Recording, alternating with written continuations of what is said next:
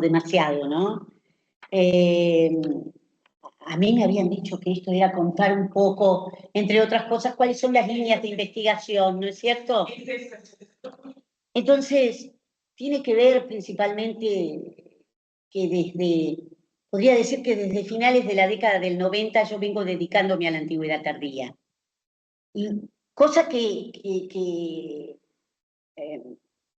no sé si fue casi una novedad. Nosotros teníamos, por supuesto, acá la madraza a nivel de antigüedad tardía fue Amalia Nochito, ¿no es cierto?, que fue una pionera en ese sentido, pero yo tendría que decir que otro de los grandes pioneros fue precisamente nuestro profesor Alfredo Schroeder.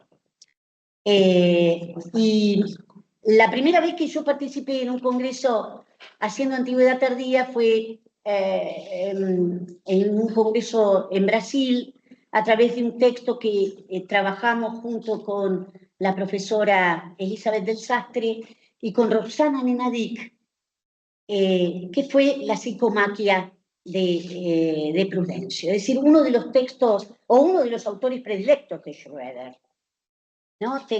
Puedo decir que tengo de primera mano un texto de Schroeder donde él trabajó sobre la psicomaquia de Prudencio, que él presentó en un simposio de estudios clásicos. Es decir, que puedo decir que tengo eso en mi haber, como parte de los tesoros o de los recuerdos que uno puede tener habiendo pasado por esta casa de estudios. Así que yo vuelvo a decir, desde fines de los 90 estoy trabajando con la antigüedad tardía y particularmente con Prudencio y particularmente con un grupo de historia. Es decir, yo me forjé con la gente que hacía antigüedad tardía en la parte de historia y que también ellos fueron bastante novedosos en ese sentido. Te voy a pedir que pongas entonces lo que yo hice fue más bien un recorrido, pero como de manera casi, ¿no? sí, con falta de método, podría decir, un poco asistemáticamente, casi sin proponérmelo. Fíjense que ya de aquello del año 2002 había participado en una de estas jornadas de estudios clásicos que hacía y sigue haciendo la Universidad Católica Argentina, en algo que tenía como título esto, la cultura clásica en América Latina. Y en aquel momento me llamó la atención, eso debe ser producto de tantos años trabajando en la escuela secundaria y dando en quinto año Sor Juana Inés de la Cruz. Sor Juana tiene poemas escritos en latín. No son muchos. Está precisamente que ahora vamos a ver, este poema 59, forma parte de los textos sacros de Sor Juana. Está dentro de los que uno puede recopilar, o han sido recopilados como romances sacros, pero esto precisamente nosotros vamos a ver que es un epigrama, es decir, que ella compone en dísticos elegíacos. Y lo que resulta muy interesante de este poema 59, bueno, que yo titulé como Ecos Virgilianos, porque justamente el editor de esa edición bastante completa de la lírica de Sor Juana remite al libro 11 de la Eneida de Virgilio, donde podemos enterarnos, ¿no es cierto? Bueno, ya veníamos enterando, si uno piensa en el catálogo de las tropas, y cómo se cierra la Eneida 7 con la figura de Camila, de la Amazona Volska, uno puede hacer un recorrido a través de la Eneida para ir viendo cómo se construye la historia de Camila. Y lo que resulta muy interesante es que los poetas cristianos retoman al personaje de Camila precisamente por su carácter virginal. Y yo lo he encontrado particularmente en Prudencio, un adjetivo que utiliza Virgilio para referirse a Camila, que es intemerata. Prudencio lo utiliza en uno de los himnos del Catemeninón, es decir, el himno de las horas, es un himno, por supuesto, en el que hace referencia a la figura de la Virgen María, y Prudencio reutiliza ese adjetivo, intemerata, es decir, aquella que no teme, y por supuesto, Prudencio va más allá y habla de la idea de que es precisamente María la que pisa la cabeza de la serpiente. Lo que hace precisamente Sor Juana, si lo pones, es el poema 59. No precisamente. Este es el 59. Ahí está. Bueno, como ustedes pueden ver, es un epigrama, así ella misma lo titula, y juega, como ustedes pueden ver, no solamente con el nombre de Camila, sino que opone Camila a la figura de Eva, y a su vez, con un recurso estrictamente barroco, da vuelta el nombre de Eva para convertirla en ave, ¿no? Es decir, Camila casi podríamos entenderla como una representación de la propia Virgen María, que, como ustedes pueden ver, se refiere al hecho de que es una servidora de la diosa de la tríada, ¿no?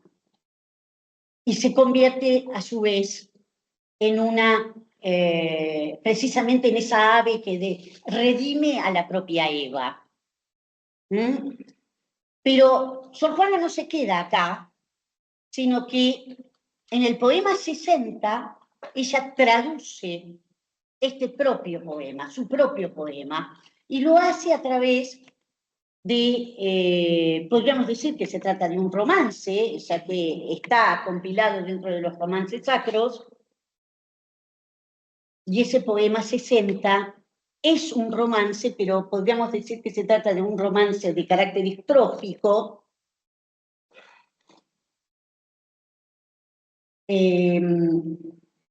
escrito en redondillas octosilábicas, pero si ustedes pueden percibir, la rima es asonante en los versos pares y es libre en los impares, es decir, que está remedando la métrica esperable en el romance hispano.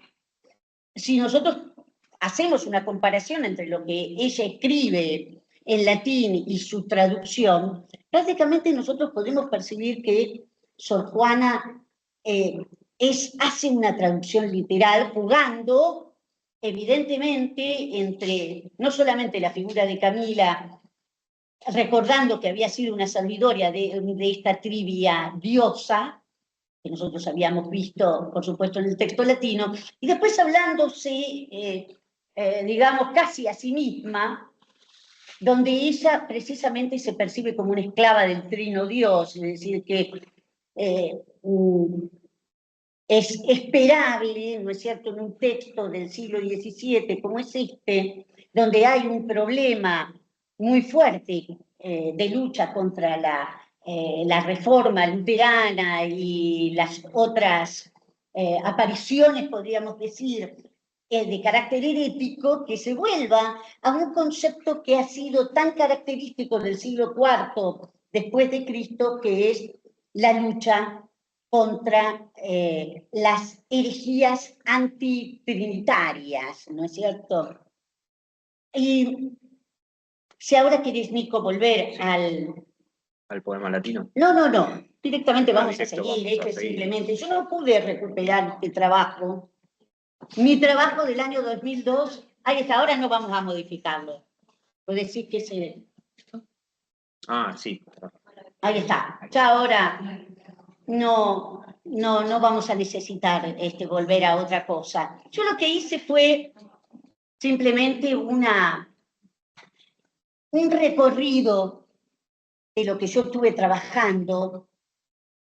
Y fíjense que mi idea de seguir investigando sobre esta poesía neolatina siguió un poco más adelante. Yo ya en ese momento tenía mi tesis doctoral, había trabajado bastante tiempo con los comentaristas del de fin del siglo IV, entre el siglo IV y V, particularmente serbio, es decir, que me había dedicado al trabajo de los comentaristas virgilianos, de un comentario continuo como es el de Servio, ¿no es cierto? Quizás el comentario más importante que podemos tener acerca de la poesía virgiliana, que es, por cierto, completo. Después por ahí vamos a volver cuál es la importancia de estos comentaristas tardoantiguos, pero en aquel momento, en ese 2014, trabajé con respecto a una de las odas escritas en latín por Garcilaso de la Vega. Aparentemente son 3 o 4 los poemas que se conservan o que se podría, o que se tiene, o que se sabe acerca de la escritura de Garcilaso. Y lo que resulta muy interesante es que este es un poema sumamente largo, sumamente largo. Este fue un congreso en el que se trabajó particularmente la cuestión de la traducción. Y a mí lo que me interesaba era ver cómo, por una parte, Garcilaso construye en latín, y si nosotros nos ponemos a pensar que se trata de un poema específicamente del siglo XVI, nosotros debemos recordar que Garcilaso nace en 1500 y muere en 1536, es el latín una lengua extranjera. ¿Cómo es que tenemos que tomar el latín en ese momento, tras este avance enorme de las humanidades y la recuperación de los textos? Entonces, siendo un congreso destinado a la traducción, los intereses en aquel momento me llevaron a ver cuestiones que hacen a la teoría de la traducción. Entonces, acá lo que ustedes pueden leer es lo que yo puse en aquel momento en el resumen. Este es un texto que se puede leer, porque está publicado. Yo lo estuve revisando nuevamente ese texto para venir a charlar un chiquitito acá, no demasiado, por cierto. Es un poema muy largo el que escribe Garcilaso. Tiene más de 80 versos. Y en donde se puede advertir no solamente la presencia de las voces virgilianas, que por cierto son las que más predominan, sino también la importancia de la poesía horaciana, sobre todo lo que hace a la cuestión métrica. Porque piensen, por una parte, el hecho de que se lo denomina oda, eso es lo que debemos quizás tener como punto de partida en consideración. Pero también, vuelvo a insistir, la cuestión métrica, no solamente el uso del dístico elegíaco, que como ustedes pueden ver quizás se venía de una tradición, y ahí es donde empiezan, donde nosotros tenemos que considerar de la importancia de las escuelas de gramática y de retórica que proceden desde la antigüedad y sobre todo desde la antigüedad tardía, las llamadas escolae imperiales, que fueron de enorme importancia para la formación de las élites tardoantiguas que van a formar parte de la burocracia imperial, pero cómo esto se continuó en las sucesivas formas pedagógicas a lo largo del medioevo. La importancia de la reforma carolingia y, por supuesto, la formación de las escuelas, las llamadas escuelas catedralicias, por ejemplo. Entonces, todo ese bagaje, todo ese background es el que se va a tener en cuenta a la hora del desarrollo del humanismo. Entonces, en ese momento yo lo que puse acá, a modo de resumen, tenía que ver con esto. Garcilaso de la Vega sigue el canon pedagógico humanista, se constituyó en un poeta que no solo adoptó la tradición de la lírica clásica, no solamente del dístico, quería decirles el uso del asclepiadeo menor, por ejemplo, el uso del gliconio, ¿no? Es decir, en otros de sus poemas que yo he trabajado más adelante, él ha utilizado, por ejemplo, estrofa alcaica, es decir, eso se aprende en las escuelas de gramática y de retórica, ¿no? Decíamos esto de que no solo adoptó la tradición de la lírica clásica en la absorción de temas y motivos, sino que también ensayó la composición de odas a la manera horaciana en lenguas latinas. Por supuesto que no es solamente Virgilio y Horacio, podemos encontrar otros otros ecos, porque esta Venus que se va a dirigir a su hijo Cupido, ¿no es cierto?, llamándole la atención porque es un niño malo, es un Saebus puer, podríamos decir, casi a la manera ovidiana, que va a hacer sentir mal no solamente a los seres humanos, sino también a los dioses. Ahí aparece en esta oda tan extensa de Garcilaso ecos que nos llevan, por ejemplo, a la Catilinaria primera, ¿no? Es decir, Venus se dirige a su hijo de la misma manera que Cicerón interpela a Catilina.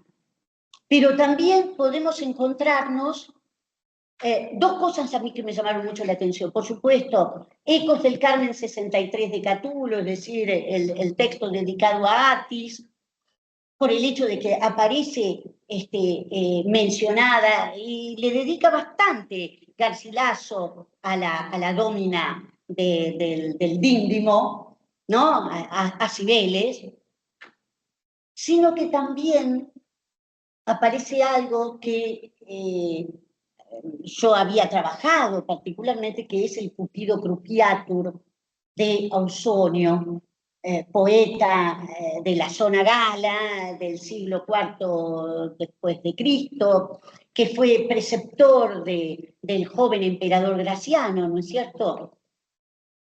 Y él tiene un poema sumamente interesante, que es este Cupido Cruciatur, una verdadera éxtasis, una de las tareas más comunes en la escuela de producción tardoantigua, que es la aplicación de la éxtasis, en donde aparecen todas estas mujeres dañadas, sufrientes por la figura de Cupido, y finalmente es la propia Venus que junto con estas mujeres martirizan a Cupido y prácticamente podríamos decir que lo crucifican, y de su sangre y de la sangre manada surge la rosa, ¿no? Algo que después podemos ver en otros de los autores que así brevemente les voy a señalar.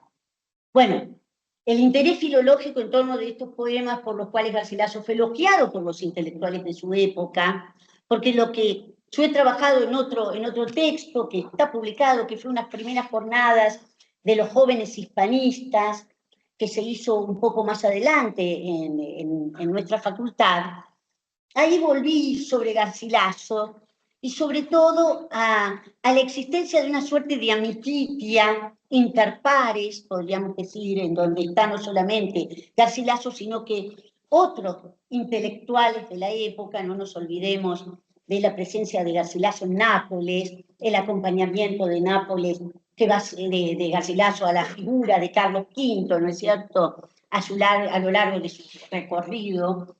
Y en consecuencia, algunos de estos poemas de Garcilaso han sido dedicados a estos intelectuales italianos.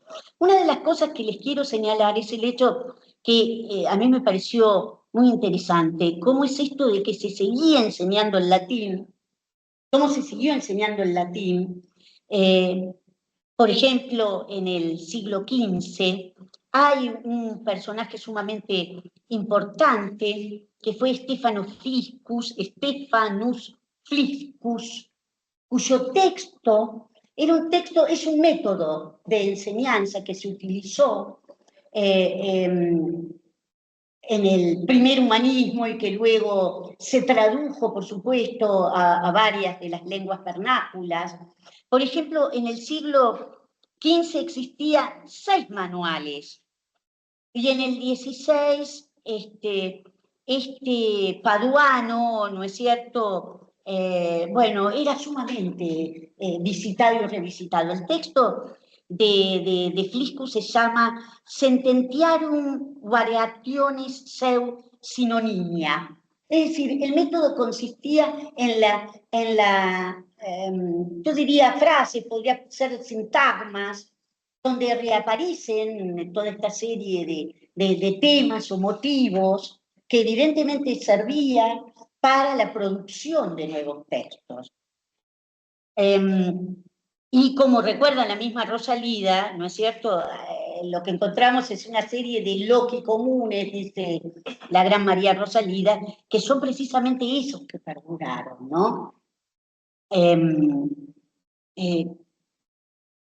Si querés podemos seguir un poquito más porque ya estamos, nada, después podemos... Ven que yo, el hecho de que me hubiera dedicado a un autor como Prudencio, habilitaba que yo sabía un montonazo de cristianismo, entonces me venían a buscar, como en esto, los compañeros de la Universidad Nacional de La Plata, para que les reseñara este libro de Pedro de Valencia, las obras completas, ¿no? Los escritos bíblicos y teológicos. Debe ser que por aquellos años también habíamos tenido un pequeño proyectito que eran de JTP junto con alumnos o graduados recientes, y era un proyectito dedicado al estudio de las herejías, que habíamos hecho con hoy los doctores Noche y Rodrigo Lajan Cohen, y nos habíamos dedicado al estudio de varias herejías. Pedro de Valencia, bueno, acá está el resumen, ¿no es cierto? El libro, por eso yo pongo, ¿no? Es una reseña, como ustedes pueden ver, que salió en la revista en la Universidad de La Plata, del Centro de Estudio Latino, ¿no es cierto?, en Auster. Es un libro bellísimo que me mandó Pablo Martínez Astorino, justamente para que yo pudiera hacer la reseña del mismo. Y lo que resulta interesante, que este Pedro de Valencia es un hombre del barroco, es decir, es un hombre de la contrarreforma. En consecuencia, entonces, los problemas heréticos estaban a la orden del día. Y observen ustedes que esto tiene mucha relación con el mismo poema de Sor Juana, en donde ella insiste sobre la cuestión de seguir los dictados del Dios Trino, ¿no? De este Dios trinitario.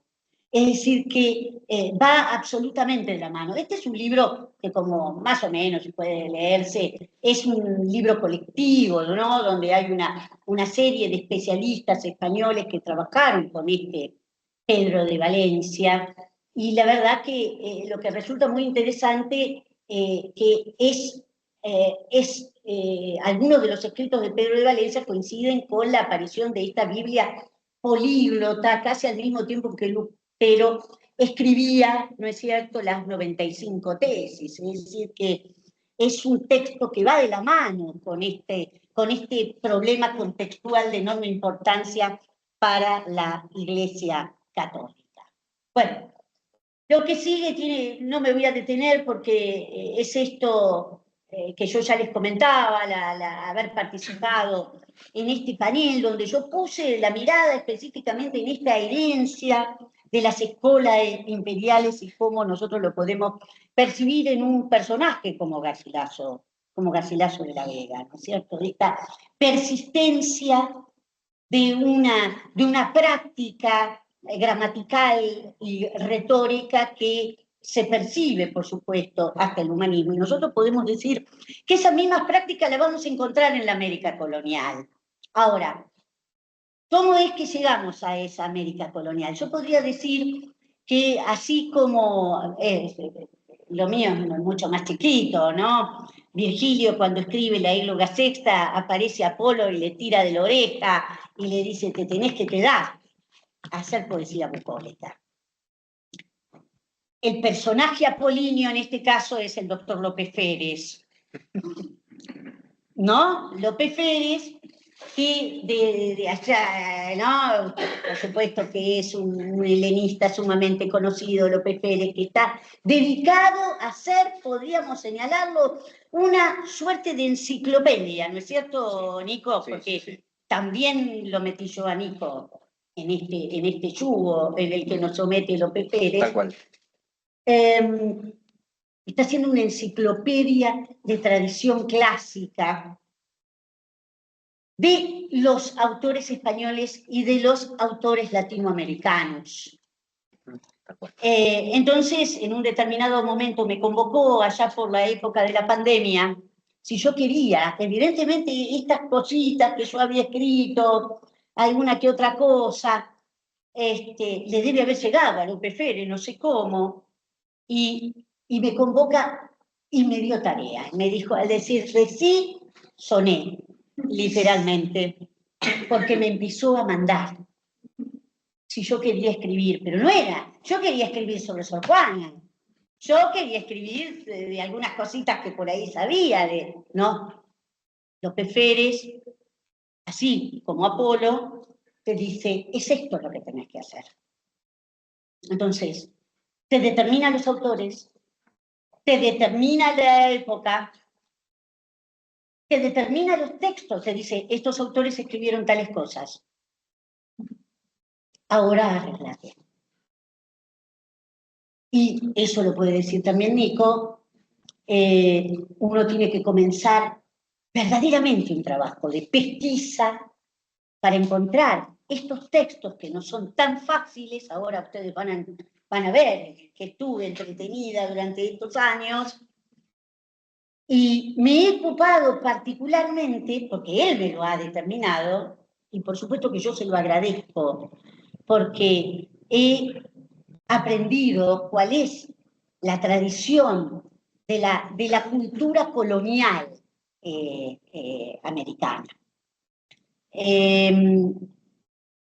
Y creo que nosotros como latinoamericanos tenemos en parte la obligación, casi que Apolo nos tire de la oreja, para darnos cuenta cuál es ese pasado y que nos lleva a entender también cuáles son las raíces de nuestros estados, ¿no? De nuestros estados nacionales. Yo, particularmente, López Pérez me llevó al virreinato de Nueva Granada. Es decir, que gran parte de la investigación que yo vine haciendo en estos años son de autores colombianos y ecuatorianos, que, por supuesto, pertenecían al virreinato de Nueva Granada, ¿no? Yo les quiero, bueno, a lo largo, digamos que acá ven ustedes ciertas participaciones que yo hice con la gente de la UNAM, que viene trabajando duramente con este concepto de tradición clásica. Concepto que por ahí nosotros tenemos también que resignificar. Si es que entendemos tradición clásica, podemos hablar. Yo puse acá, en este trabajo que tiene que ver con este señor, Francisco Álvarez de Velasco y Zorrilla, que es uno de estos tantos colombianos, nace precisamente en Santa Fe de Bogotá. Y entonces ese era un PowerPoint en esta participación de que es un seminario que vienen haciendo los mexicanos, están sumamente interesados. Bueno, ellos tienen a varias personalidades, García Jurado trabaja mucho con ellos, Carlos Mariscal, que es un hispano-mexicano, ¿no? Que ha trabajado, bueno, una de las conferencias que hicimos a lo largo de este año en el Centro de Estudios Neolatinos fue precisamente la presencia de Catulo en los poetas mexicanos desde el 19 al 20. Y, por ejemplo, hay poetas, bueno, una de ellas, una poetisa que no hace mucho que murió, recordaba a Carlos Mariscal, dedicó poemas en donde aparece la figura de Lesbia en relación, como si fuera una señora de la alta clase mexicana, queriendo que la chusma que estaba gritando por los muertos de Ayotzinapa saliera porque ella tenía que pasar con su litera por el centro de México. Entonces yo le decía a Carlos Mariscal, yo era una parte de esa chusma que en aquel momento, en el 2014 precisamente, hace 10 años, estaba gritando por los chicos de Ayotzinapa. Lo cual fue sumamente conmovedor. Este personaje, Francisco Álvarez de Velasco y Zorrilla, es verdaderamente un personaje. Bueno, esto me llevó en su momento a hablar de la cuestión de qué es la tradición clásica, a ver el concepto de lo clásico, que por supuesto en ese concepto de lo clásico aparece Aulo Gelio, y cómo Aulo Gelio retoma conceptos de Frontón. y por supuesto que remeda Aulo Gelio esa categoría de lo clásico en relación con las clases sociales de la época de Servio Tulio, por ejemplo. Y entonces, cómo desde lo socioeconómico llegamos a una cuestión estrictamente gramatical o lingüística, y por supuesto que después estas cuestiones fueron retomadas en el humanismo, por ejemplo, por Luis Vives, y cómo ya el concepto de lo clásico va a estar unido al canon, y a la escuela, y a la gramática, y a la corrección lingüística, cosa que de alguna manera no ha hecho más que retomar lo que Aulo Gelio ya había señalado. Pero, por supuesto que uno tiene que adentrarse qué es el barroco de Indias y cómo la tradición clásica va a entrar, digamos, en una relación sumamente tensa con este barroco de Indias, que precisamente Lezama Lima lo ha definido como un movimiento de contraconquista, ¿no? Y por supuesto que Álvarez de Velasco y Zorrilla pertenecía a la ciudad barroca, algo que Rama considera la ciudad barroca como una ciudad escrituraria, ¿no? En donde estos personajes que pertenecen a la élite, muchos de ellos sacerdotes, tienen, digamos, no solamente se comportan como hombres de iglesia, sino también como hombres de Estado, y esto no es muy diferente de lo que ocurre en el siglo IV, por ejemplo, después de Cristo, en donde la importancia del latín resulta sumamente esencial, porque presupone también una necesidad, era la necesidad que tenían estos hombres de Estado, el conocimiento del latín. Pero ¿por qué me detengo en este hombre? ¿Por qué lo elegí? Porque a él se lo llama el enamorado de Sor Juana. Este era un hombre que queda viudo, aparentemente había tenido una relación muy casta con su esposa, casi a la manera de Paulino de Nola, ¿no? Y después él entra en un estado de abatimiento muy grande, está en una zona alejada, por supuesto desarrollándose como hombre de Estado, y llegan los textos de Sor Juana. Los textos de Sor Juana llegan a Santa Fe de Bogotá, y digamos que también a España y a Portugal, entre 1694 y 1696. Piensen ustedes que Sor Juana muere en 1695. Él se enamora de Sor Juana hasta el punto que él usa toda la tradición clásica para demostrar que Sor Juana es superior aún a las propias musas, y le dice, ustedes, cocineras de segunda, vengan a aprender a hacer poesía a la cocina de Sor Juana. Ustedes nunca escribieron poesía, Sor Juana sí. Bueno, y estas son, digamos, algunas de las conclusiones a las que yo había arribado, pero pasó un poquito más rápido porque ya no me queda demasiado, para que ustedes vean todo lo que estuve trabajando a partir de todo lo que me endilga López Pérez. Este es otro personaje también, otro neogranadino, Álvarez de Camargo, perdón, Domínguez Camargo, Hernando Domínguez Camargo, un tipo formado por los jesuitas, que por supuesto después lo echaron porque parece que era un poco licencioso, y le atribuyen ese carácter licencioso a haber hecho un poema, un romance bastante extenso, en redondillas, lo mismo que vimos en Sor Juana. Esas redondillas son dosilábicas, dedicadas a la muerte de Adonis. Dedicadas a la muerte de Adonis. Por supuesto, ¿cuáles son las bases? Las bases es fundamentalmente Ovidio. Fundamentalmente Ovidio, ¿no? Pero él, por supuesto, le da una vuelta de tuerca a la propia historia ovidiana, ¿no es cierto? Y aparece una Venus bastante humana, ¿no? Y de nuevo vemos el hecho de que el amor no deja de ser una enfermedad. Si seguimos un poquitito, bueno, yo me quiero detener en esta mujer. No es la única mujer que me endilgó a trabajar López Pérez. Hay otra Las dos son neogranadinas, es muy interesante, las dos son neogranadinas, pero yo me quedo con esta, con la Francisca Josefa del Castillo. Alguien que nace en Tunja. Tunja es una ciudad sumamente importante del virreinato de Nueva Granada, porque después va a ser una ciudad de importancia durante la independencia. Entonces, por eso, el destacar determinados contextos no resulta un hecho menor, ¿no? El hecho de que esta mujer nace y muere en ese mismo lugar. Y por supuesto es una joven que pertenece a la élite, una joven que su madre la formó en la lectura de novelas, es decir, que ha leído a Cervantes, por supuesto que se imaginan ustedes, y por aquel entonces, como piensan algunos, ya lo sabemos, la figura de Apuleyo es un personaje muy importante para el desarrollo de la novela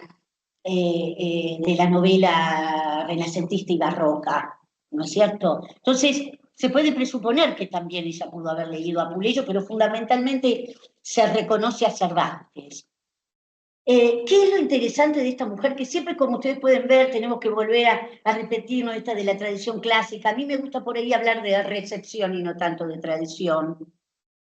Bueno, García Jurado habla de legado, de pervivencia, de herencia, de influencia. Él, en alguna de sus textos, por ejemplo, uno que salió en la UNAM en el año 2016, habla de todo ello, ¿no?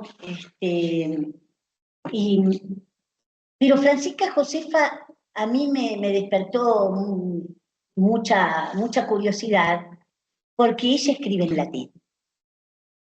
Por supuesto, se imaginan que estas mujeres, impelidas por sus confesores, les hacen escribir autobiografías, porque eran mujeres que tenían devaneos intelectuales y eso me podía llevar al infierno. Eso me podía llevar al infierno. Entonces había que encauzar estos devaneos intelectuales contando mi vida. ¿Y cuál es lo más interesante de esto? Que ella dice que no aprendió nunca latín. Sin embargo, en ese estado místico, piensen ustedes que a esta mujer se la llama la Teresa neogranadina, la Santa Teresa neogranadina. Ella en esos estados de éxtasis escribe en latín. Por supuesto que reproduce parte de los salmos davídicos, ¿no? Para hacer referencia a estas visiones, estas imágenes infernales, y por supuesto que interpreta el texto latino como se le da la gana, y hace su propia narrativa como se le da la gana, pero también escribe poesía. También escribe poesía, y si ustedes ven la última parte de lo que yo estuve trabajando, hay una poesía de carácter erótico, ¿no? Una poesía de carácter erótico que podríamos decir de corte neoplatónico, como es de esperar también la presencia del neoplatonismo en época del humanismo. Y dale para adelante, Nico, simplemente para que vean, todo esto es lo que me hizo trabajar López Pérez. ¿No? Es decir, todo esto está creo que el año próximo se comienza esto a publicar, ¿no? Por siglos. Es decir, yo empecé a trabajar desde el siglo XVIII para atrás, con algunos que para ustedes son nombres absolutamente desconocidos como eran para mí. Gente que se dedicó, por ejemplo, a la sátira. Uno de los que aparece ahí, uno de estos también neogranadinos, Espejo, él dice que es el nuevo Luciano, por ejemplo. El nuevo Luciano. Y por supuesto que reinstala el uso del diálogo platónico o del diálogo ciceroniano, con tres personajes que establecen controversias entre ellos.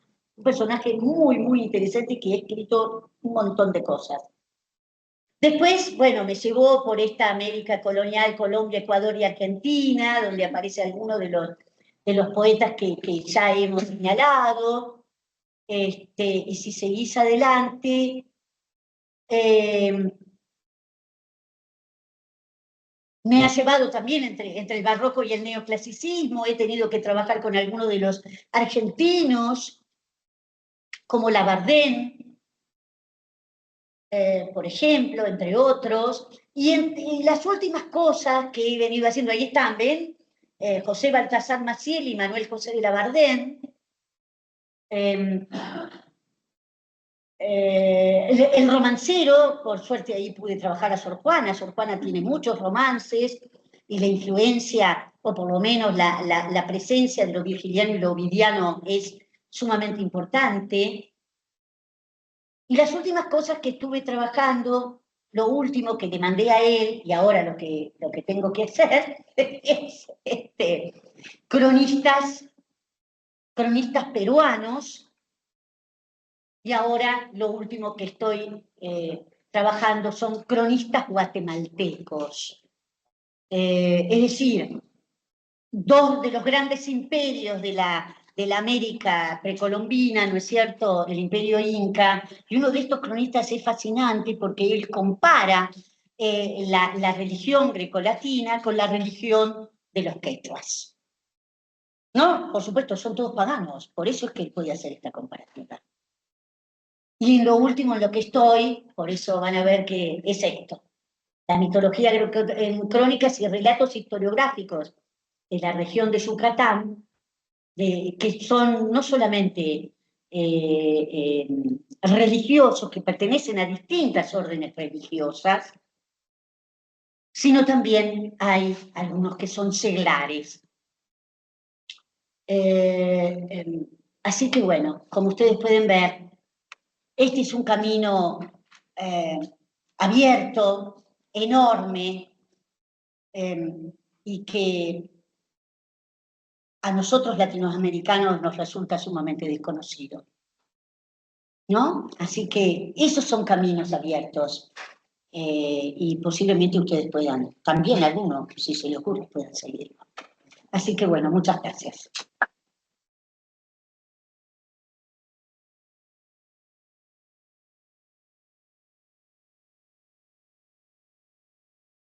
Una cosa, Liliana, más allá de la parte de los cronistas que no tiene que ver con lo que le voy a preguntar, ¿qué pasa con Sor Juana también, con el valor literario de estas fuentes que estás trabajando? ¿Cómo se pueden estudiar? Si es que se pueden analizar de alguna manera. Yo creo que sí. El valor literario es disímil, digamos. Es disímil. Son bastante heterogéneas, ¿no? Yo creo que muchas de ellas corren por el lado de la curiosidad, ¿no? De la curiosidad que te puede... ahora, lo que resulta interesante es lo que se producía. Por ejemplo, este Domínguez Camargo es un poeta sumamente valorado, ha sido revalorizado por Gerardo Diego, por ejemplo, porque era un gongorino de la primera hora. Tanto es así que Gerardo Diego lo incluye en la antología dedicada a Luis de Góngora, que aparece en el año 1927, por ejemplo. Es decir, y Lezama Lima lo tiene entre poetas a tener en consideración, por ejemplo. Por ejemplo, otro, el que le llaman el enamorado de Sor Juana, es alguien interesante desde el punto de vista de la métrica, por ejemplo, y los juegos barrocos. Él, a diferencia de Domínguez Camargo, es un seguidor de Quevedo. Entonces, lo que resulta interesante es ver qué pasa con la producción que se generaba en estos territorios, sobre todo teniendo en cuenta que la mayor parte de ellos son criollos. Entonces esto es una llamada de atención, sobre todo a los mexicanos les gusta mucho esta idea de hablar de criollismo, por ejemplo. ¿Y cuál es, digamos, el valor de esta cultura que detentaban estos hombres de iglesia y estos hombres de Estado, que estaban, digamos, corridos del poder propiamente dicho que detentaba la corona española, por ejemplo? Entonces, creo que por ahí lo que resulta interesante es ver lo que se hacía en estos territorios, más que el valor literario. Te digo que resulta muy difícil encontrar los textos. No, yo no creo que haya ni buenos ni malos, creo que hay que ver los contextos, hay que ver los esfuerzos, hay que ver el porqué, ¿no? ¿Y en qué ámbito circulaba? Y es el ámbito interpares. Interpares, pero en los virreinatos. En los virreinatos. Cuidado con este Zorrilla, con el enamorado de Sor Juana, que se fue a editar su obra, él describe la rítmica sacra, laudatoria, qué sé yo, qué sé cuánto, la fue a editar España. Sí, pero hay otros personajes que yo no mencioné, un novo hispano que es Alzate. Alzate escribe, tiene diarios literarios sumamente importantes, es decir, donde hace una crítica de todo lo que se estaba produciendo en el momento. Y este Zorrilla dice de Sor Juana que es una diosa paisana, ¿no? Estaba enamoradísimo y le escribió cartas, por supuesto que son cartas literarias y que ella ya estaba muerta, ¿no? Pero evidentemente que la soledad lo llevaba a determinadas cuestiones, a este pobre hombre. Pero yo creo que lo que resulta interesante es pensar que se estaba cocinando las literaturas nacionales. Este es el punto. Se estaba cocinando las literaturas nacionales en esto que somos los latinoamericanos, una mixtura entre lo escriturario, entre lo grecolatino, entre las resignificaciones escolares que han hecho fundamentalmente los jesuitas, ¿no? Y esta pujanza de los americanos que lo llevaron a la utopía de la revolución y que todavía la estamos persiguiendo. En Uruguay, siglo XVIII, se compilaron poemas que, cuando lograron formar parte de un corpus, se publicaron como el Parnaso Oriental. Bueno, ¿por qué? El Parnaso Oriental. Por supuesto, claro, porque todavía En el virreinato en Perú había una corriente satírica que era el del Parnaso. Sí. Pues yo no me he dedicado mucho a Perú porque López Férez no me lo ha mandado. Sí tuve que ser estos cronistas, pero tuve que repasarme los cronistas de las diferentes órdenes, de las órdenes religiosas, que son los que entran junto con los conquistadores. ¿No? Entonces tuve que repasar a los franciscanos, los dominicos, menos a los jesuitas, no me tocaron los jesuitas, pero tuve que ponerme, sobre todo, a ver cuál fue la tarea, ¿no es cierto? Y creo que, bueno, más allá de los valores, vuelvo a insistir, uno comienza a comprender el nacimiento de nuestras literaturas nacionales, ¿no? Y creo en este ámbito, y no te me emociones, no, vas a ver que te vas a emocionar. Yo todo esto se lo dedico a Elena Huber, que ella fue nuestra profesora y una de las primeras personas, aquel que no se emocione, tampoco, una de las primeras personas que se dedicó a cronistas de Indias, ¿no? Y eso le costó muy caro. Los compañeros que están acá saben a lo que me refiero.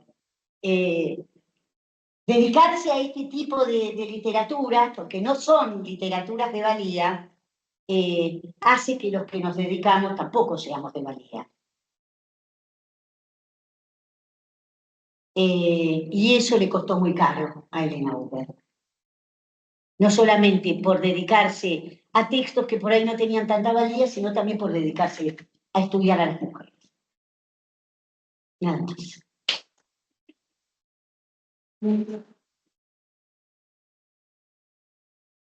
Siempre que puedo lo digo y lo voy a seguir diciendo hasta que me vaya de esta alta casa de estudios. Yo no soy alta. Intentemos que esta casa sea alta. Nada más. ¿Y quién después seguimos tratando?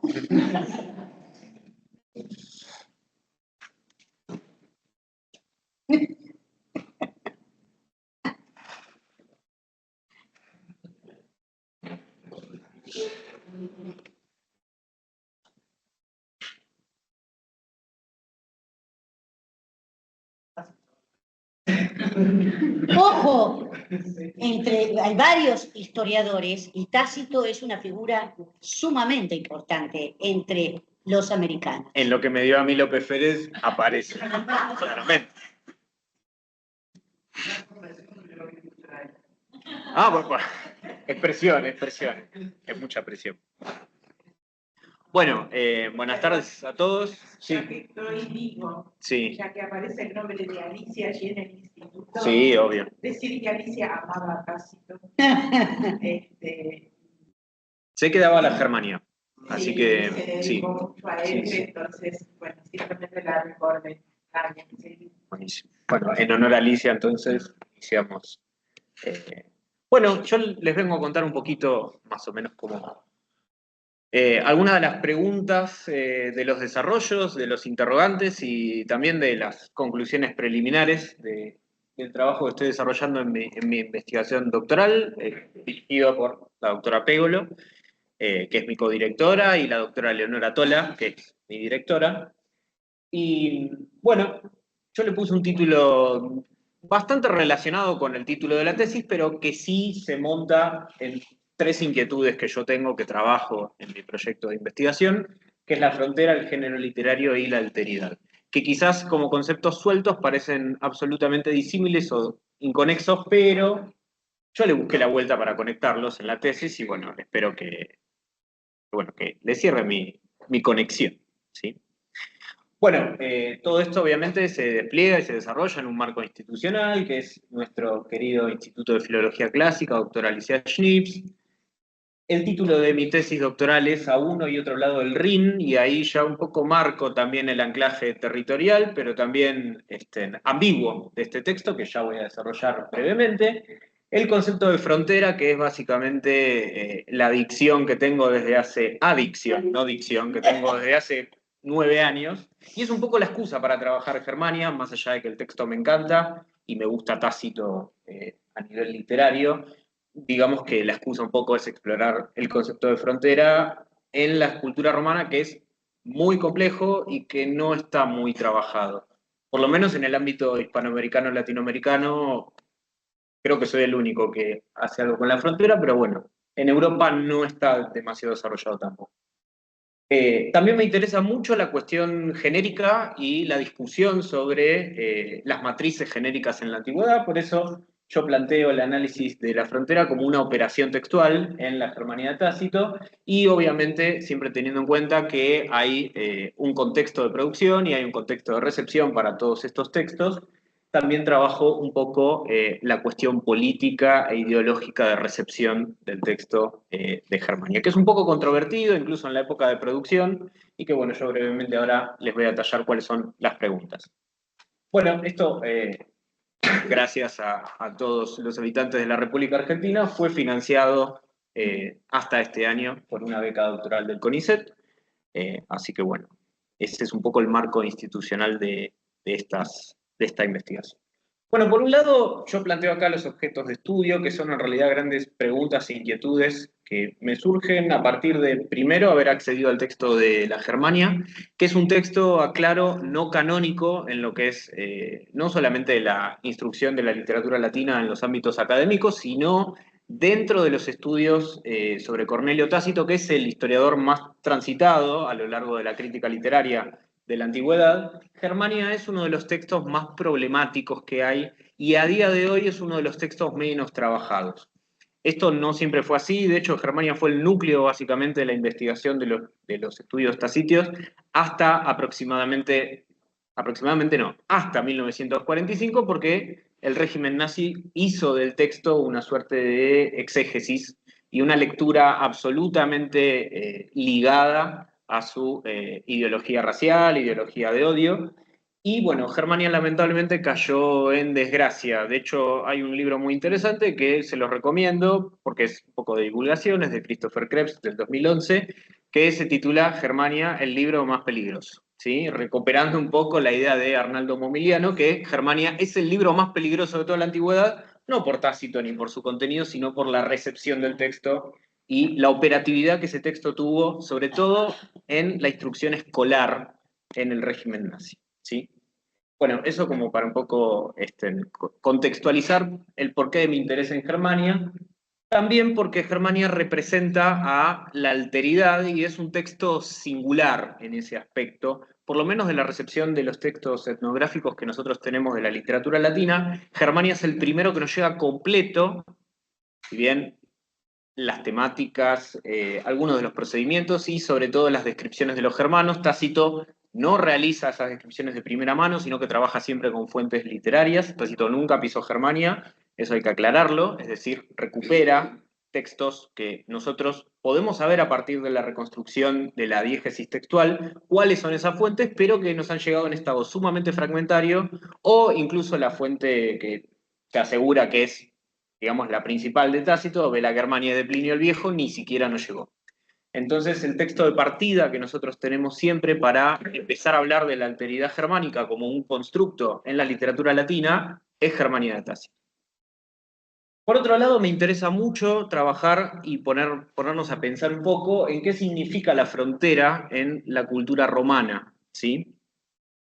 A partir de, digamos, de mi pregunta, que partía un poco del concepto de frontera que nosotros normalmente manejamos, que es espacial, y no solamente es espacial, sino que siempre está un poco relacionado a la cuestión de la soberanía, los límites de los estados nacionales, trasladado a la antigüedad clásica, me encuentro con que Roma es, de todas las civilizaciones de la antigüedad, la que mayor importancia le da a las fronteras desde el punto de vista de su sistema semiótico. Eso me llevó también a una suerte de buceo en un mundo absolutamente extraño, porque la frontera tiene un montón de implicancias en la cultura romana a nivel sobre todo antropológico, a nivel sociopolítico, y muy ligado en esta época, que es la época de producción de Germania, que recordemos que es a finales del siglo I después de Cristo. Germania sabemos que empieza a circular a partir del año 98 después de Cristo. Yo les voy a presentar un pequeño resumen del texto para quienes no lo hayan leído, pero bueno, coincide justo con el ascenso de Trajano, que es el primer emperador de origen provincial.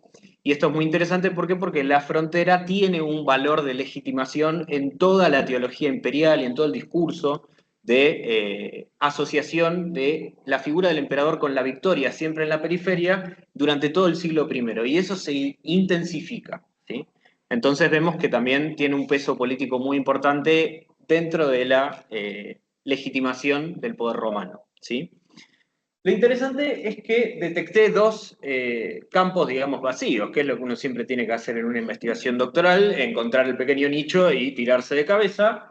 Yo lo que encontré fueron dos espacios que me interesaría desarrollar, que la crítica, por un motivo o por otro, creo yo, no ha trabajado, por lo menos en toda la investigación que vengo desarrollando. El primero es en relación con la frontera.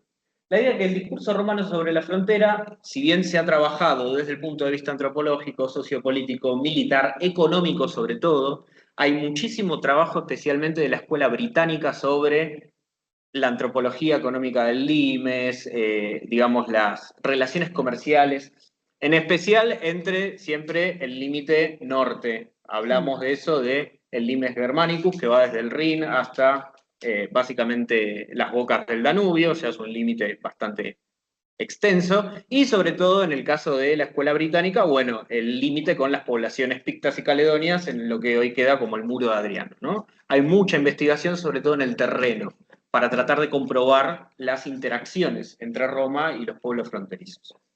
Pero sí, lo que no detecté que se haya trabajado es que no se problematizó a la frontera como una herramienta teórica, más allá de la comprobación en el terreno, de las relaciones económicas e internacionales, teniendo en cuenta que la frontera es un tópico estructurador del pensamiento romano. No nos olvidemos que Roma tiene toda una suerte de teología de la frontera relacionada con los límites de la ciudad.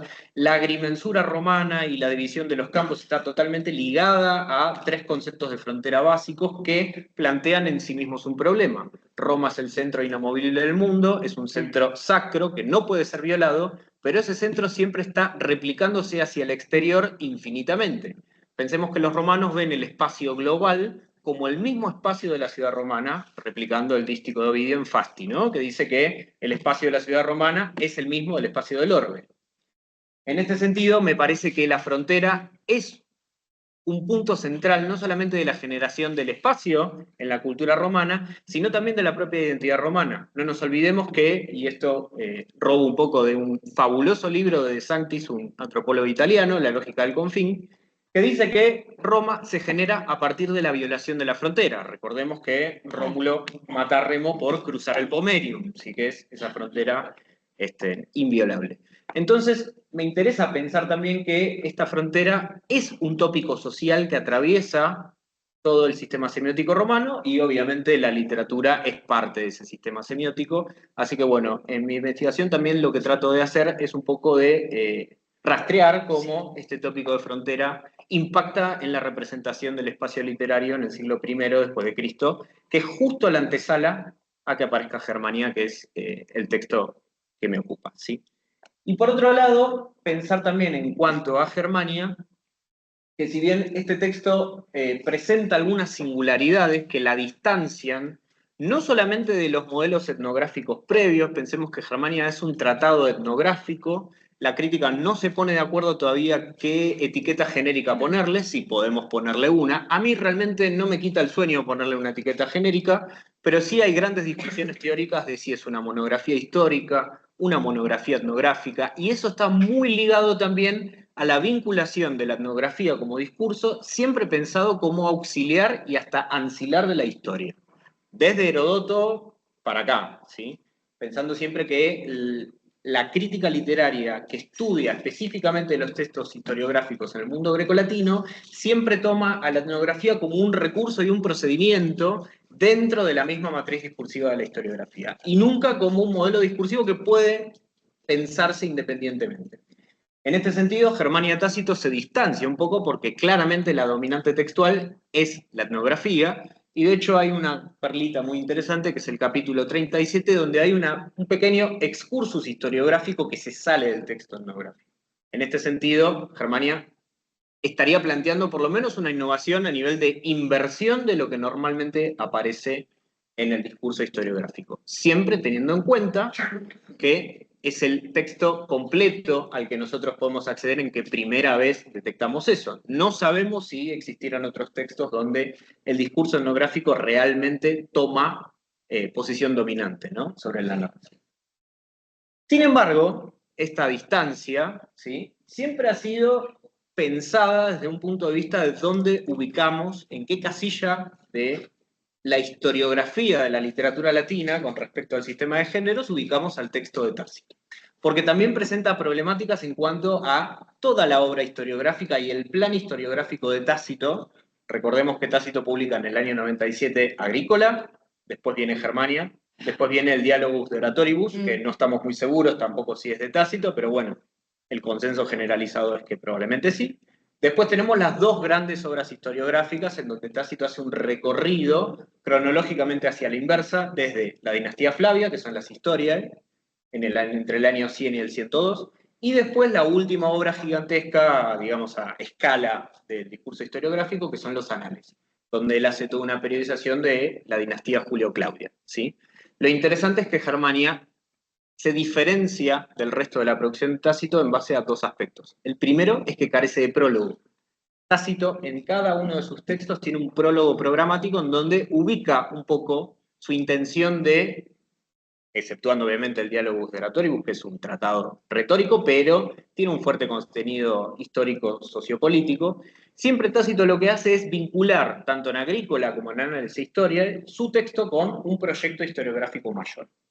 Lo interesante es que en Germania no aparece ese prólogo, por un lado, y por otro lado, si uno transita el texto, realmente cuesta encontrar una directa vinculación historiográfica del texto de Germania con la realidad extratextual de la época y sobre todo con el proyecto historiográfico de Tácito, que siempre se presenta como un historiador y cuya tarea es historiográfica. En este sentido, detecté un poco este bache, ¿sí?, en la hermenéutica del texto, y planteo que esta problemática aún no ha sido analizada, estas singularidades de Germania, en conjunto por la crítica, si bien se han tocado tanto la cuestión genérica, la cuestión de la vinculación con la recepción, y también un poco la vinculación de cómo representa la alteridad germánica, se han tocado siempre como compartimentos totalmente separados en la crítica a lo largo de la historia de Germania. En este caso, lo que a mí me interesa es plantear una lectura que esté sustentada en una herramienta teórica que a mí me permita vincular esos tres aspectos del texto para realizar una lectura de interpretación integral en la medida en que pueda, ¿sí? Bien. Bueno, acá les comento brevemente Germania, por si no lo leyeron. Es un texto muy breve, en latín no tiene más de 20 páginas, así que las y los invito a que lo lean. Las traducciones en castellano que hay circulando están bastante bien, dentro de todo, es un texto accesible. De hecho, es el texto más breve de Tácito, así que es un buen ejemplo para empezar a leerlo. El título que transmiten los manuscritos es De Origine et Situ Germanorum, o sea, acerca del origen y la ubicación, la residencia de los germanos. Pero eso nos remite directamente al mismo discurso etnográfico que siempre está montado, ¿sí? Que acá remitimos a nuestro amigo López Férez, que se dedicó a hacer una suerte de periodización de los tópicos en la etnografía, sobre todo en la etnografía arcaica en Grecia. Y siempre el tópico etnográfico, el discurso etnográfico, está sustentado sobre estos dos tópicos. Por un lado, ¿sí?, la origo, o sea, el origen de ese pueblo, y por otro lado el situs, es decir, la localización geográfica. En este sentido, ya el título transmitido nos ancla un poco en la importancia del discurso etnográfico como puerta de entrada para analizar la obra, ¿sí? Bueno, dijimos que está fechado alrededor del año 98, esto lo sabemos porque Tácito en su digresión historiográfica del capítulo 37 cierra esa digresión historiográfica que contiene un epítome muy interesante de las relaciones entre los germanos y los romanos desde la mentada invasión de cimbrios y teutones y Mario, que en el 101 aparentemente los hace desaparecer del mapa, eso no estamos para nada seguros, hasta, dice él, el segundo consulado de Trajano, que lo ubicamos en el año 98. Así que la fecha de circulación del texto es bastante precisa en este sentido, ¿sí? La descripción que realiza Tácito de Germania es muy interesante. ¿Por qué? Porque es la primera descripción que nosotros tenemos de un territorio transfronterizo, que Roma controla nominalmente, pero no efectivamente. Eso es interesante. Nosotros recordemos que historiográficamente estamos en un periodo de retracción del avance romano hacia Germania, y lo que normalmente la crítica historiográfica, ahora muy en discusión, considera que es una suerte de estrategia defensiva romana de retirarse y de tomar como límites físicos los ríos Rin y Danubio, de fácil defensa, ¿sí? Esto igual es una tesis de los 70 de Luttwak que ya no está, digamos, no es tan sostenible en este momento, sobre todo por hallazgos arqueológicos y bueno, otro tipo de investigación y de enfoque hacia la relación antropológica entre los germanos y los romanos en el terreno. Pero sí es importante saber esto, que es una descripción de una alteridad que Roma no tiene incorporada dentro de su control efectivo, ¿sí? En este sentido, describe las costumbres y el modo de vida de los habitantes, que él llama de modo genérico Germani, pero después vamos a ver que él se va a meter en la segunda sección de la obra en ciertas particularidades de estas tribus. Y esto es precisamente lo que les puse en el tercer punto, ¿no? Si la obra está transmitida en 46 capítulos que tratan distintos aspectos de la vida de los germanos. En los años 20, el mayor estudioso de la obra hasta el momento, porque es un gran tratado, y fue quien estableció que la Germania es un texto literario y no historiográfico. En la década del 20 en Alemania, hay que tenerlo en cuenta, tipo muy valiente, Edward Norden estableció que la obra etnográficamente, si pensamos en los dos modelos de la etnografía a gran escala para situar a las poblaciones bárbaras dentro de la historia de la propia identidad, como puede ser el caso de Herodoto, y la etnografía que está mucho más ligada a la conquista directa del territorio, como puede ser el caso de César. Tácito habría tomado estos dos modelos y habría distribuido esos dos modelos etnográficos en dos partes de la obra. Hasta el capítulo 28 nosotros tenemos la primera parte, donde hay una descripción generalizada de los germanos, y del capítulo 28 en adelante nosotros tenemos una descripción de las distintas tribus, y es muy interesante ¿por qué? Porque el parámetro de descripción siempre es etnográfico relacional con la diplomacia romana hacia esas tribus. Así que es muy interesante también ver cómo Roma aparece fuertemente en la segunda parte de la obra como término, digamos, no, término tácito, si ustedes quieren, de la comparación con los germanos. Y lo que me resulta más interesante a mí, por lo menos, es que es el primer texto latino conservado, dedicado íntegramente a Germania y a sus habitantes. Bueno, acá es donde yo tuve que armarme y munirme de un marco teórico, porque claramente en mi intención de demostrar que la frontera puede ser utilizada como un método de lectura, en base a que es una operación textual dominante en el texto, tuve que bucear mucho sobre qué es la frontera, y sobre todo sobre algunos problemas que fui detectando en el texto siguiendo estos tres ejes. Por un lado, la cuestión de lo genérico, por otro lado, la cuestión de la representación del otro, de la alteridad, y por otro lado, la cuestión de qué orientación quiere darle Tácito, teniendo en cuenta que Tácito es no solamente historiador, sino que es un senador romano y que tiene intenciones políticas en su texto, ¿sí? En este sentido, si nosotros leemos Germania, vamos a encontrar que es el texto de las grandes ambigüedades. Yo prefiero llamarlo inestabilidad porque me resulta bastante útil para entender un poco la idea de frontera como precisamente la zona de la inestabilidad pura. En este sentido, Germania posee inestabilidad genérica, según mi lectura, ¿por qué? Porque la etnografía no solamente es la materia narrativa central del texto, sino que también se desplaza de su contexto esperable. Cuando uno lee un texto etnográfico, en realidad está leyendo una suerte de excursus o de desvío de una narración historiográfica, ¿sí? O incluso también en el caso de los periploi de la literatura etnográfica arcaica, en realidad el móvil es mucho más geográfico comercial y no es tanto etnográfico. La etnografía es una suerte de instrumento auxiliar que permite contextualizar un poco mejor esa geografía. En este sentido, Germania se saldría de ese móvil. Me interesa trabajar más que nada esto problematizándolo, no pensando en si es historiográfico o no es historiográfico, sino que la etnografía precisamente plantea una tensión en estos modelos, ¿sí? Y la tensión que resulta del grado de acercamiento o distanciamiento de Germania con respecto a sus modelos previos, ¿sí?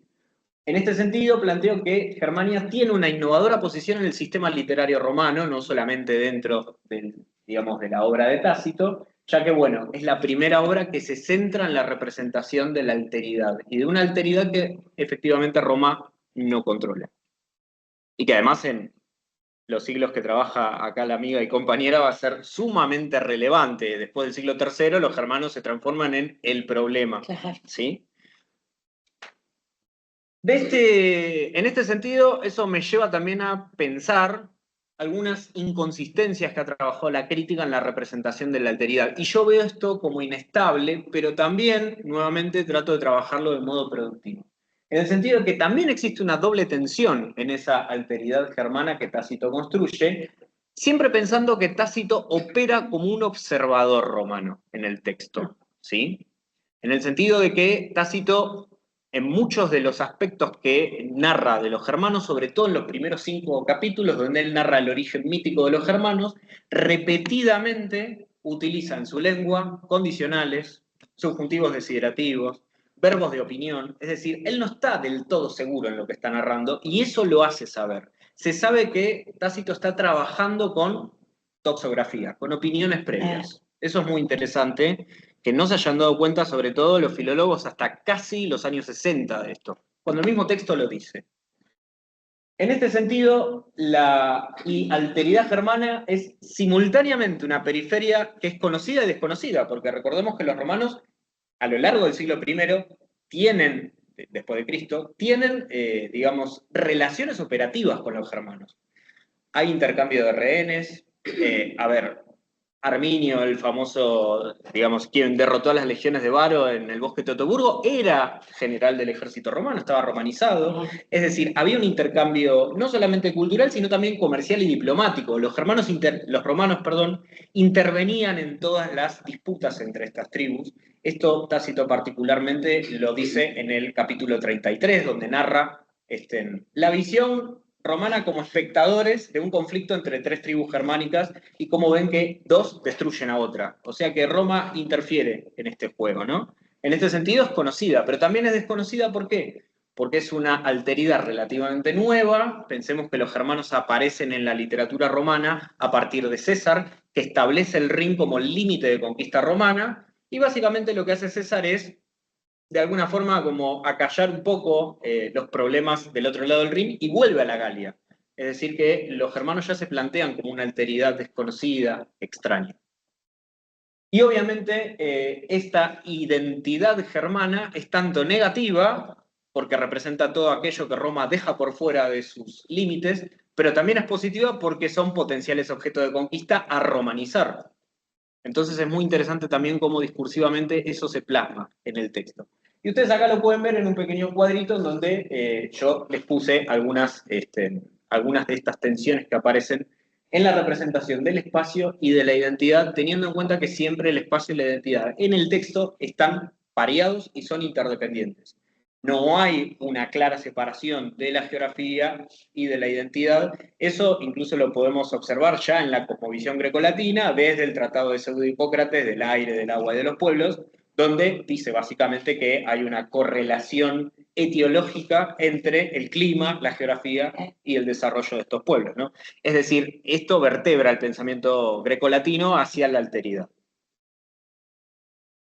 Entonces, acá tienen algunas de estas cositas, quizás no los voy a abrumar, pero sí lo interesante es que el espacio primero se plantea como aislado y remoto, pero después hay una creciente vaguedad a medida que el narrador se va internando en esa Germania, que tendría que suceder lo contrario. A medida que el narrador se interna en el territorio, tal como sucede en De Velo Gálico de César, tendría que el territorio ser más preciso. En este sentido, en Germania, el texto opera de manera contraria. A medida que el narrador se va internando en Germania, ese texto pierde, digamos, ese territorio pierde sus anclajes geográficos. Y de hecho lo importante es que pasa a ser el anclaje del territorio y el descriptor del territorio lo etnográfico y no lo geográfico, es decir, las distintas poblaciones. Por otro lado, eso me lleva a la identidad, ¿no? Pensar que en la primera parte de la Germania Tácito plantea una identidad homogénea de los germanos. Todos tienen las mismas costumbres, todos tienen los mismos fenotipos, se desarrollan de la misma manera.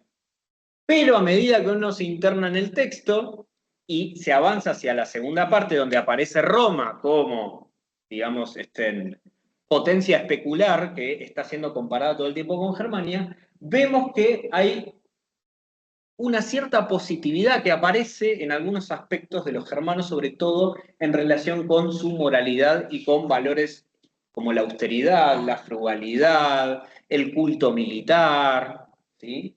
Y que están todo el tiempo siendo comparados, incluso Tácito abusa de la comparativa compendiaria, o sea, no poner el segundo término de comparación, pero claramente la comparación es la Roma imperial actual que pervirtió sus valores o los tiene en decadencia con respecto al Mos Maiorum, que se parece mucho a lo que Tácito describe en cuestiones de austeridad y frugalidad en los germanos. Bien. Por otro lado, esto también me lleva a pensar ¿a qué? Me lleva a pensar en qué, en cuál es la intención de Tácito, aunque es irreconstruible dada la que no lo tenemos acá Tácito, pero sí, a partir del texto, la crítica ha detectado dos posiciones frente a cómo interpretar la orientación de este texto en relación con su recepción. Por un lado, hay un grupo de lecturas que defienden una orientación moralizante del texto y que apuntan específicamente a esto. Tácito describe a los germanos paulatinamente internándose en sus valores más positivos, que remiten directamente a los valores de la antigua Italia arcaica, ¿sí? En el sentido de que los germanos conservarían una temporalidad del otro lado de la frontera que es estática y que representa un estado primitivo, pero, digámoslo así, del buen salvaje. O sea, conservan valores interesantes para ser imitados. Por otro lado, hay otra posición que es muy atractiva, ¿por qué? Porque ve al texto como un tratado sobre el imperialismo romano. Esto está en directa relación también con ciertos pasajes de Agrícola.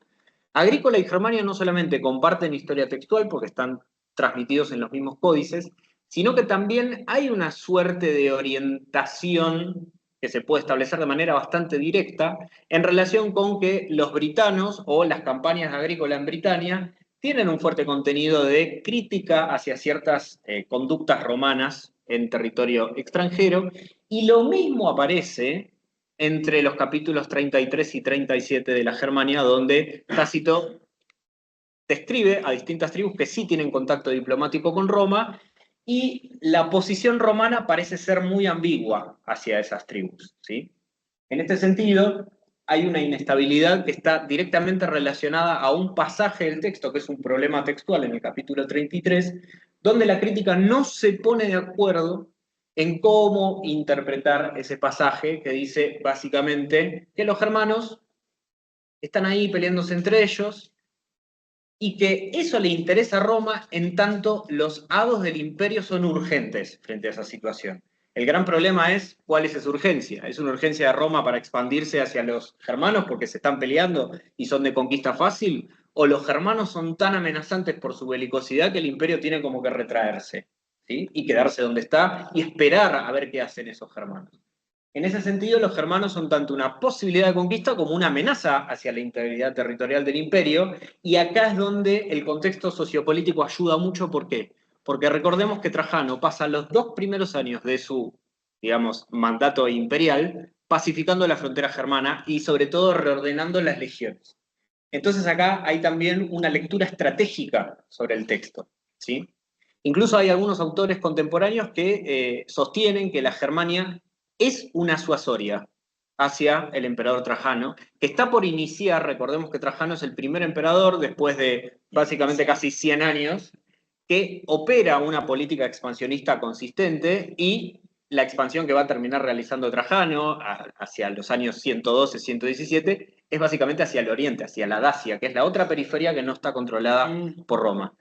Entonces habría acá incluso en la rosca política de la época 2 partidos que ven a la Germania como una gran fuente de recursos naturales, sobre todo el control de ciertas rutas comerciales con el norte, el ámbar, las pieles, el estaño, y otro grupo que está bastante más desesperado por capturar las reservas de oro de Dacia, y ahí habría como una cierta lucha interna en el Senado de qué publicitar, ¿sí?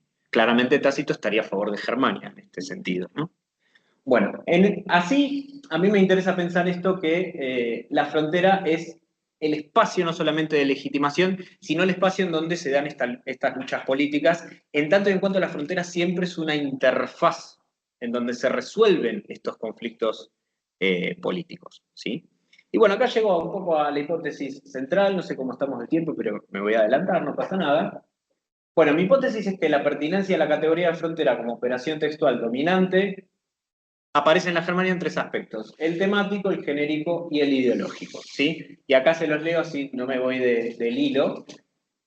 Vieron que la etnografía es un excursus, yo soy de hacer muchos excursus, así que me voy a seguir acá. La obra ubica a sus lectores en la frontera, esa es mi hipótesis central. ¿Por qué? Porque a medida que nosotros leemos la obra, detectamos que hay espacios genéricos que no están muy claros, hay espacios referenciales con respecto a la identidad de los germanos y su relación con Roma, que tampoco están claros, y también espacios ideológicos políticos que tampoco están claros. En este sentido, se opera formal y funcionalmente en el texto esta inestabilidad. En cuanto a su descripción genérica, Germania subvierte los límites tradicionales de la etnografía y el discurso historiográfico. En cuanto a la representación de la alteridad, apunta específicamente a resaltar un espacio desconocido y a poner en juego la identidad romana en relación con esa alteridad. Y por otro lado, en cuanto a los propósitos narrativos, propone por un lado una reflexión sobre la moral romana, y por otro lado también opera sobre el expansionismo militar romano del otro lado de la frontera. Bien. Acá me interesa definir a Germania como un texto liminal, y acá es donde pego el salto hacia el siglo XXI, porque tomo la propuesta de un texto de Aguirre, Quanzi Sutton. Ellos se dedican un poco más a pensar lo liminal como una categoría interesante para definir la relación margen-canon en la literatura contemporánea, Pero me interesó mucho esta idea que tienen estos investigadores. Ellos definen a un texto liminal como textos, géneros o representaciones que están centrados en torno de la noción de umbral, o cuyo tema fundamental es la idea de un cruce, una transgresión o una entrada hacia el otro. Creo que no hace falta, después de lo que dijimos, que explique que Germania tiene estas tres cosas, ¿no? Bien.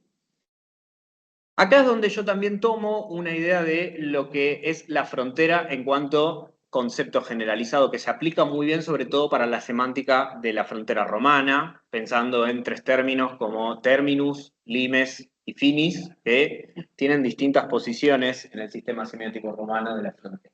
Bueno, acá tomo un libro bellísimo de Nail, de Thomas Nail, que es Theory of the Border. Él analiza la frontera como un concepto básicamente de movilidad social, eso me interesó mucho, y él dice que la frontera es un proceso cinético, que introduce, o sea, siempre está en continuo movimiento e introduce una división en la sociedad. Y que es un régimen de movimiento de flujos que tiene que expandirse hacia afuera y tiene que también operar contra la expansión de otros flujos que vienen de afuera a invadir el espacio. En este sentido, él entiende a la frontera como un entre. Él dice que la frontera es in between, por eso lo podemos pensar como liminal, en el sentido que es una zona de interfaz problemática entre dos espacios, ¿sí? Que siempre están en disputa y en mixtura.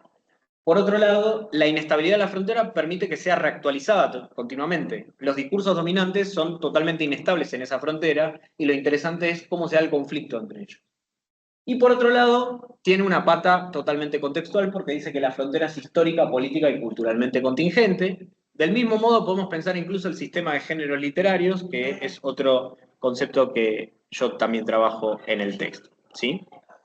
En este sentido, para hablar de este concepto de géneros literarios, después de haber cursado un seminario de doctorado en donde conocí esta perspectiva, me enamoré de esta perspectiva, que son los Rhetorical Genre Studies, que son de los años 80, pero que no están del todo trabajados acá en América Latina. Y el texto de Miller, que es el fundacional, ella habla de genre as social action, o sea, el género es una acción social, dice ella, que son construcciones históricas en evolución y que siempre el género responde a dos digamos, a dos patas. Por un lado, la situación retórica, ella dice que está formada por la situación social específica, que son las relaciones, las personas y los objetos que aparecen en los textos, y por otro lado, la exigencia social de representar esos objetos en un formato discursivo específico. ¿Sí? En este sentido, yo creo que la etnografía y sobre todo la frontera en esta época está codificada de esta manera, porque claramente es una situación social específica relevante para la época de producción del texto, y aparece justamente en el año 98 un texto como Germania que habla sobre la relación de pueblos transliminales con Roma, siempre teniendo en cuenta esta cuestión de posición fronteriza de Germania. Bien. En este sentido, ella dice que el género nos ayuda a reproducir esta realidad nueva que aparece. Acá hasta podríamos pensar que se torna medio bastiniano. El género sería una máquina de visión, ¿no? No. Puede ver el género. Bien. Bueno, y acá, para cerrar, algunas consideraciones del trabajo que estoy desarrollando en la tesis. Yo planteo que la Germania es un texto liminalmente orientado en relación con esto que habíamos dicho recién. En su temática, porque plantea esta dicotomía entre los germanos y el imperio. Su genericidad, porque apela a la tradición etnográfica, pero por otro lado Tácito innova, evidentemente. Y su recepción que bandea entre el moralismo y el imperialismo, que son dos temas bastante relevantes en la literatura de Tácito en general. ¿Sí? Eso también es interesante decir. Por otro lado, la Germania responde a la centralidad de la frontera en la cultura romana, ¿sí? Como un mecanismo semiótico de producción del espacio, de la identidad y la alteridad, y también de los discursos literarios que obviamente representan estos tres aspectos. Por otro lado, responde sociopolíticamente a la importancia de la frontera germánica durante el siglo I después de Cristo, que es justo la previa de la publicación del texto, y también durante el segundo, como un espacio de garantía de expansión territorial y amenaza también a la integridad del imperio.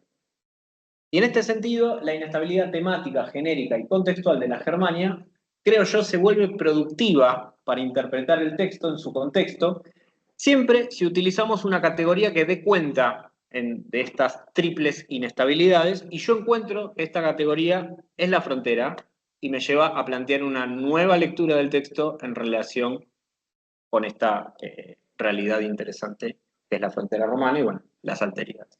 Bueno, muchas gracias.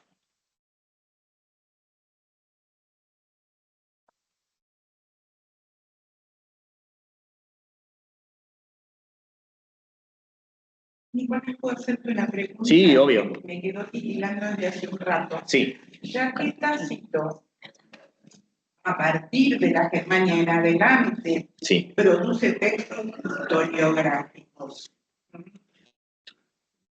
¿Cómo pensás que él veía su texto?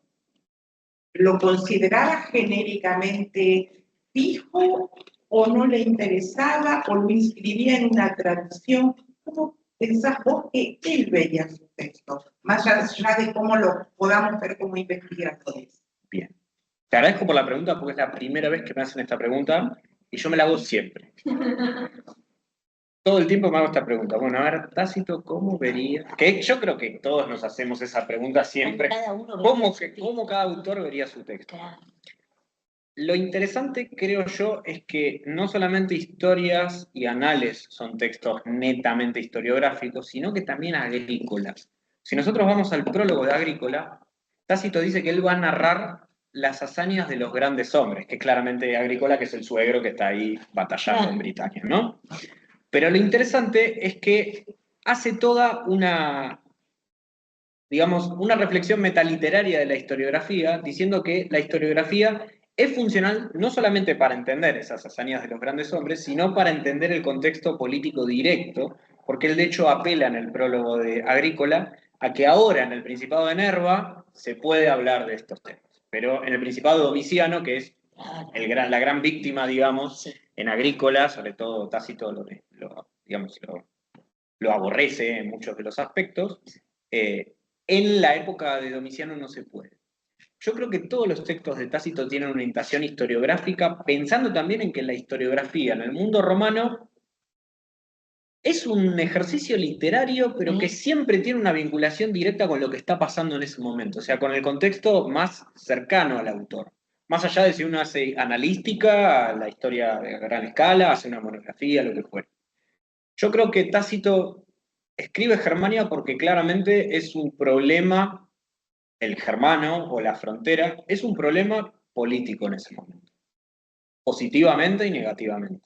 Positivamente, ¿por qué? Porque es claramente la periferia que Roma está tratando de controlar territorialmente y no puede desde hace casi 100 años, porque hay grandes vinculaciones económicas con los habitantes de ese territorio, porque además Germania es un territorio que le permite a la familia imperial legitimarse desde adentro y hacia afuera.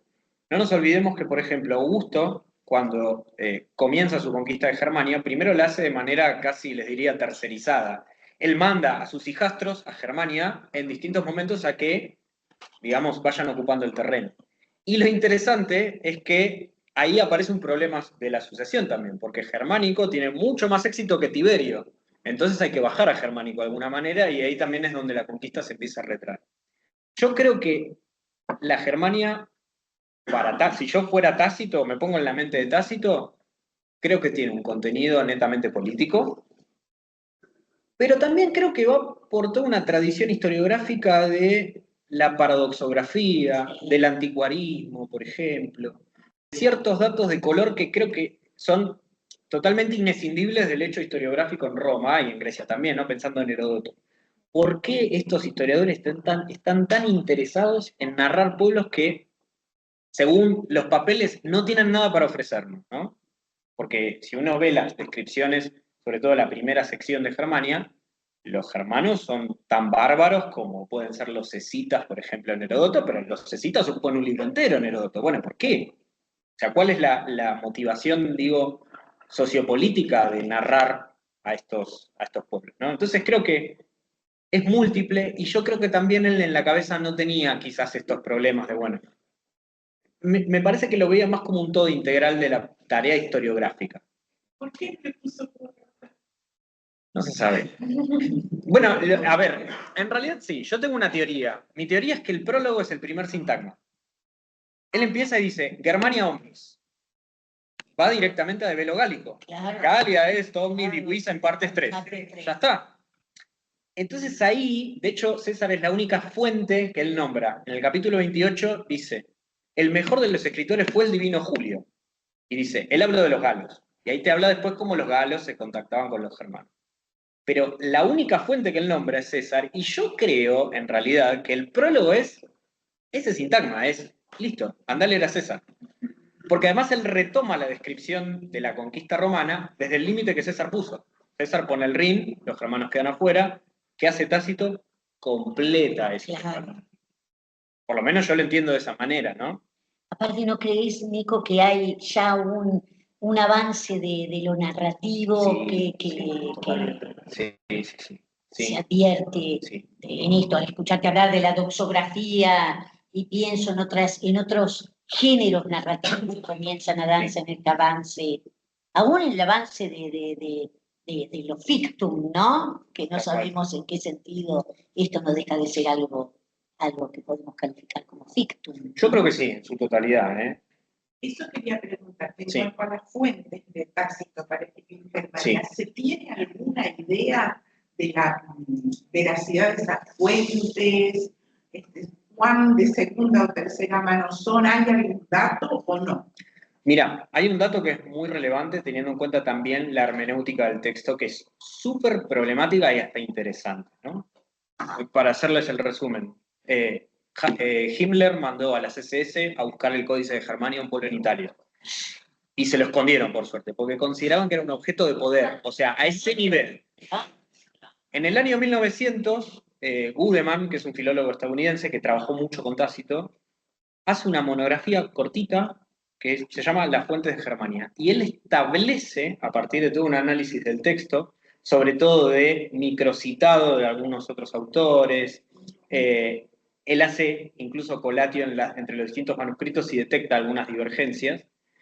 Y lo interesante es que él establece algunas fuentes. La que sería la central, y después Norden, 20 años después, que es el gran estudioso del texto, lo apoya, es Bella Germania de Plinio el Viejo, que está perdida. Nosotros tenemos un epítome de segunda mano, si no recuerdo mal, creo que Helio es el que transmite.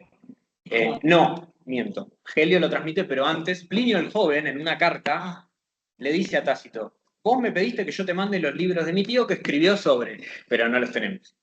Entonces, el gran problema es ese, la fuente central se perdió.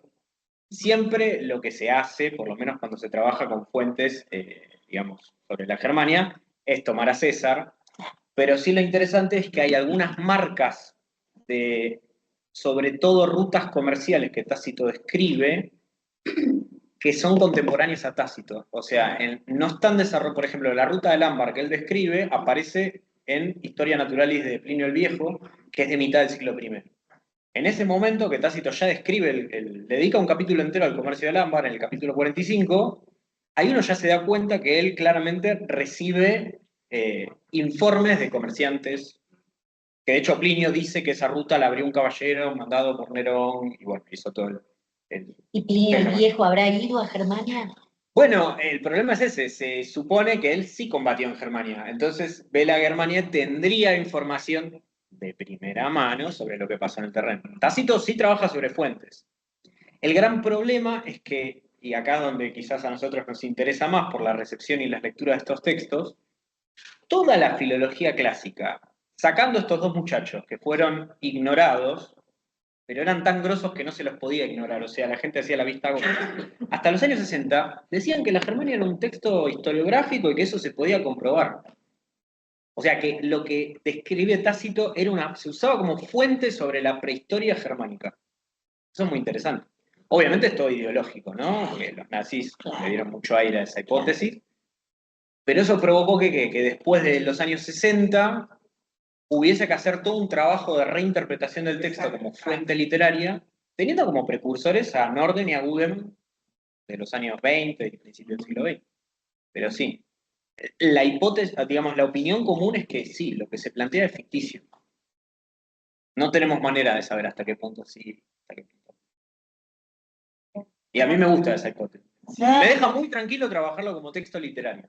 Claro, Muy tranquilo. es que eso también te corre de determinados Los compañeros de problemas, historia no me quieren mucho por No. eso, pero bueno, Ah, es así. pero como diría Todorov, Todo es relato. Sí, tal La cual. historia no existe. Exacto. Así que bueno. de una. Ahí está. Bueno, empezamos con Alicia y terminamos con Alicia. Muy bien. Como corresponde. Gracias por las preguntas, Marina, porque la primera que me hiciste me la hago todos los días. Es la pregunta Marines. Sí. Ahí justo en el clavo. Así que, bien. Gracias. Bueno, bravo.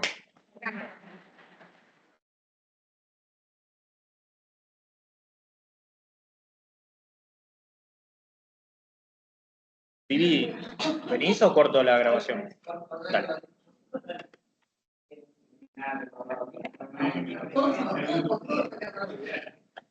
Bueno, hacemos 5 minutos de baño y nos